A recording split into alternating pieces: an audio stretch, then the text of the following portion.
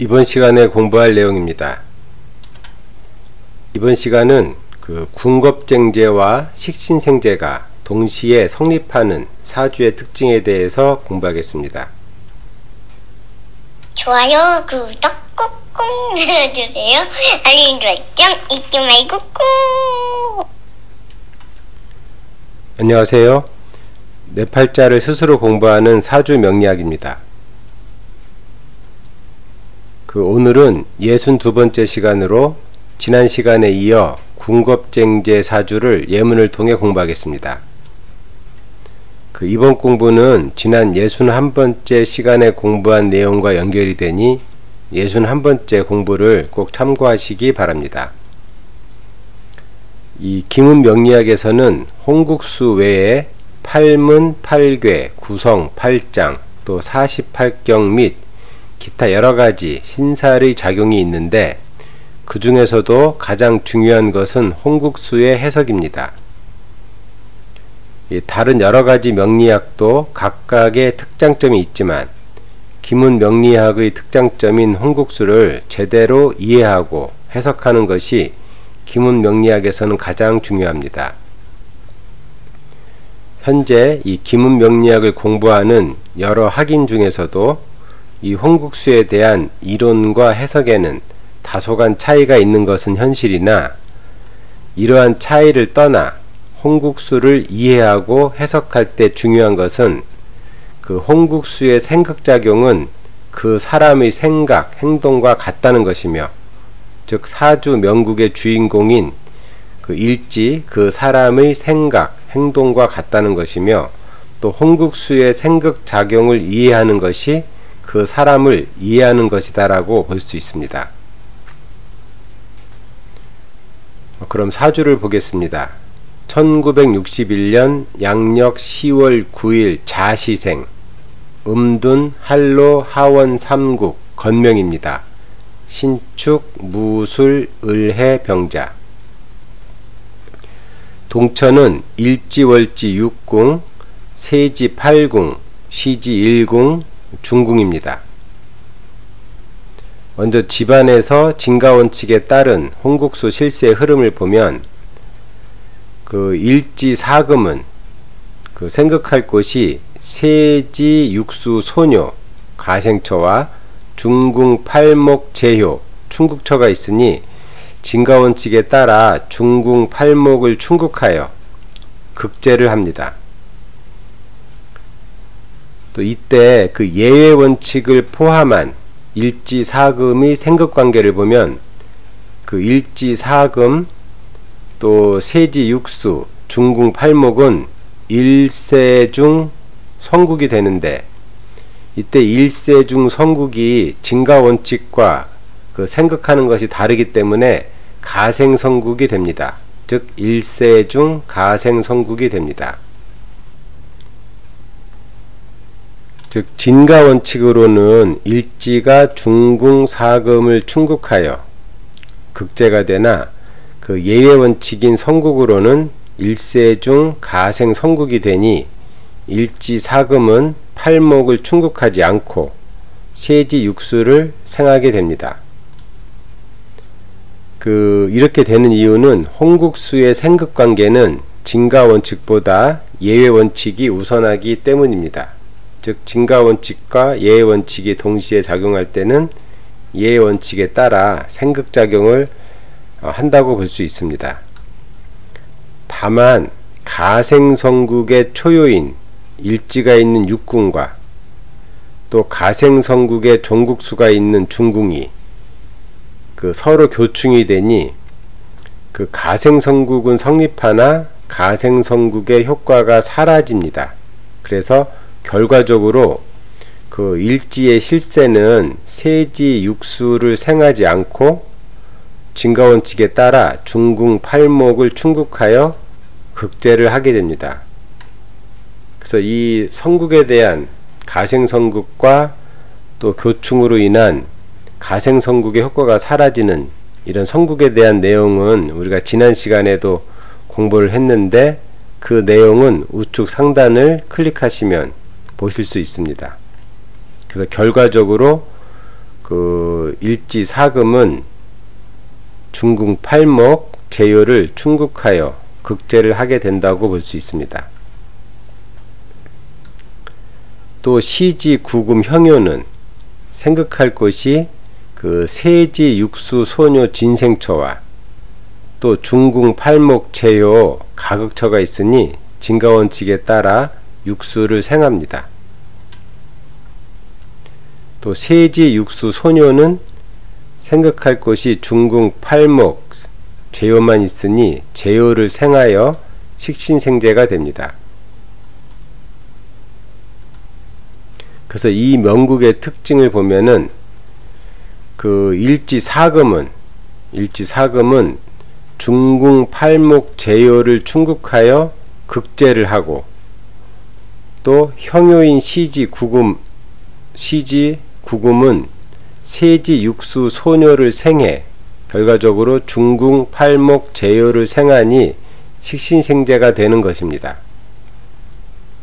이때 일지와 월지는 같은 궁에 있으니 그 일지가 팔목 제요를 충국하는 것은 일지와 월지가 함께 충국하는 것이 되어 궁겁쟁자라고 볼 수 있습니다.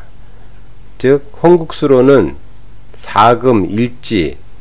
사금일지가 중궁 팔목 제요를 충국하는 거지만 그 사금일지가 있는 육궁은 일지궁과 월지궁을 겸하기 때문에 사금은 일지사금도 되지만 월지사금도 되고, 그래서 사금이 팔목을 충국할 때는 두 개의 사금이 하나의 팔목 제요를 충국하는 것과 같기 때문에 궁겁쟁자라고 볼 수 있습니다.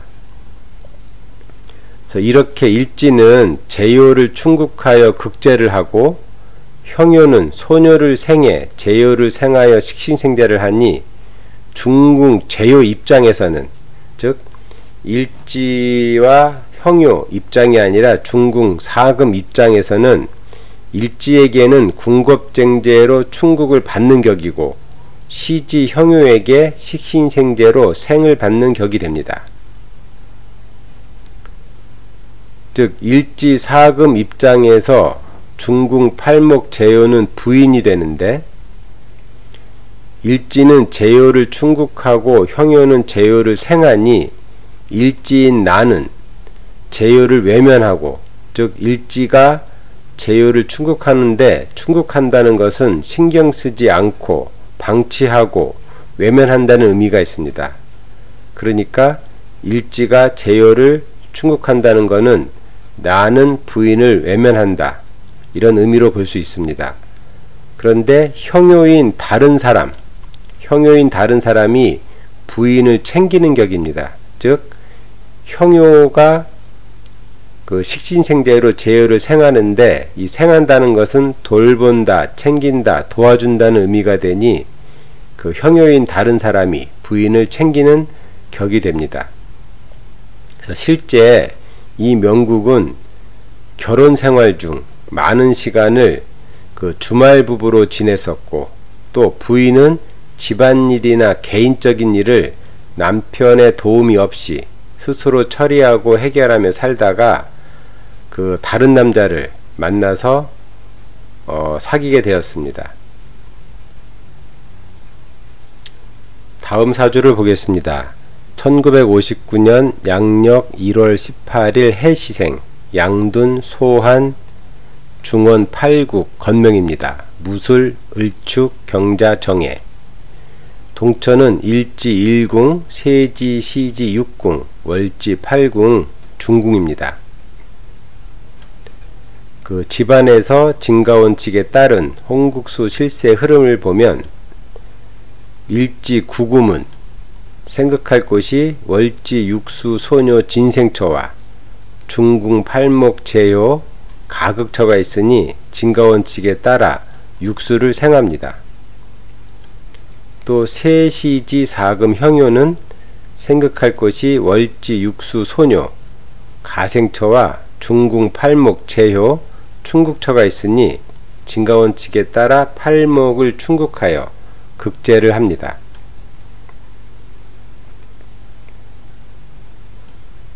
또 월지 육수 소녀는 생극할 곳이 중궁 팔목 제요가 있으니 제요를 생하여 식신생제가 됩니다. 그래서 이 명국의 특징은 일지 구구문 월지 육수 소녀를 생해 제요를 성하니 식신생제가 되는 것이고, 또 세시지 사금 형효는 중궁 팔목을 충국하여 극제를 하는데, 그 세지와 시지가 함께 극제를 하니 이 경우도 궁겁증제를 한다고 볼 수 있습니다. 즉 세지와 시지 두 개의 사금이 하나의 팔목을 충국하니 궁겁증제를 한다, 이렇게 볼 수 있습니다. 즉 일지인 나는 제요인 부인을 식신생제로 챙기고, 일지인 구금 나는 팔목인 제요 부인을 식신생제로 챙기고, 형효인 다른 사람은, 이 사금 형효를 다른 사람으로 보면 다른 사람은 제요인 부인을 궁겁증제로 충국하여 힘들게 하는 격이니, 그 제요인 부인 입장에서는 반대로 그 팔목 제요 부인 입장에서 보면은 일지에게는 식신생제로 생을 받는 격이고, 세시지 형효에게 궁겁증제로 충국을 받는 격입니다. 그 위의 사주하고는 전 반대의 그 생극관계가 이루어진다고 볼 수 있습니다.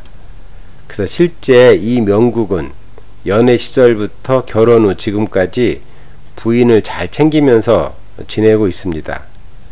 다만 그 중궁에 있는 팔목 제요가 궁겁증제를 당하니, 궁겁증제를 당하면 제요가 깨지게 되어 있는데, 그래서 사업을 하다가 큰 손실을 입은 적이 있었으며, 즉 팔목 제요는 부인도 되지만 돈, 재물, 사업도 의미하니까 팔목이 궁겁증제로 깨졌다는 것은 사업을 하다가 그 재물에 관련돼서 큰 손해를 입은 적이 있었으며, 또 부인도 건강이 약해 병원 치료를 받고 있습니다.